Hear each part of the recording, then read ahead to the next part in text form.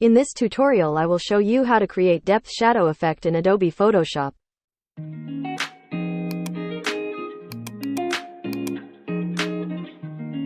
Select ellipse tool and select color and create circle. Set circle in the center. And then add stork.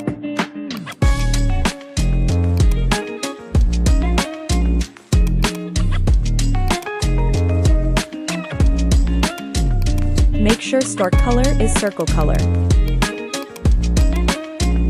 And then open blending option and create inner shadow.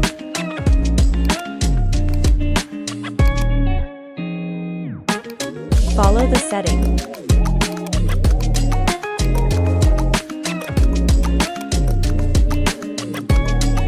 Copy the circle layer and transform the layer. Follow this process. Hope you like it. Don't forget to click on subscribe button.